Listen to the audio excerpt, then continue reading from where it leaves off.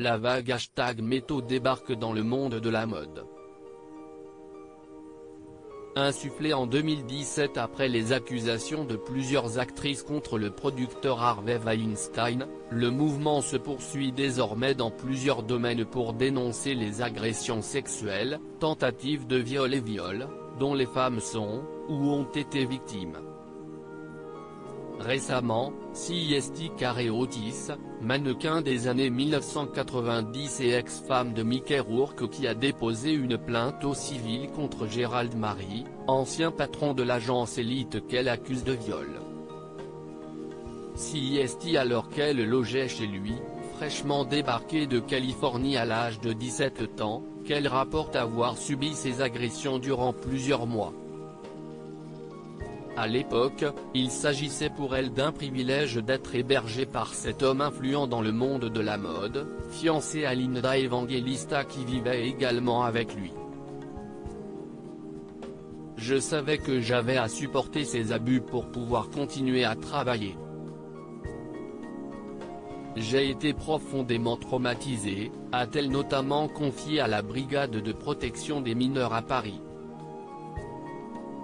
Mais une plainte en entraînant généralement une autre, ce sont désormais 14 femmes, dont Carré Otis, qui accusent l'ex-patron de l'agence de mannequins d'agression sexuelle, de viol et de tentative de viol, pour des faits désormais prescrits, que Gérald Marie conteste.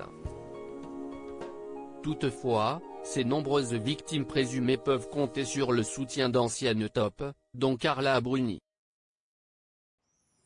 Les prédateurs, dans la mode comme ailleurs, développent des instincts pour repérer leurs victimes, les plus jeunes et les plus fragiles, déplore ainsi l'épouse de Nicolas Sarkozy dans les colonnes de Paris Match, précisant n'avoir pour sa part jamais subi de telles agressions lorsqu'elle était mannequin.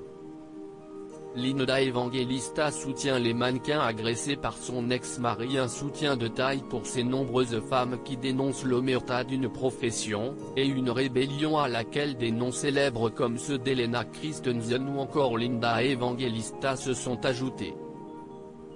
Et le témoignage de cette dernière a laissé Gérald Marie abasourdi. Au cours de ma relation avec Gérald Marie, je ne savais rien de ces allégations sexuelles prononcées contre lui, donc je n'ai pas pu aider ces femmes. En les entendant maintenant, et en me fondant sur mes propres expériences, je crois qu'elles disent la vérité, a confié la mannequin qui a témoigné récemment avoir été défigurée, et qui a divorcé du patron d'Elite en 1993.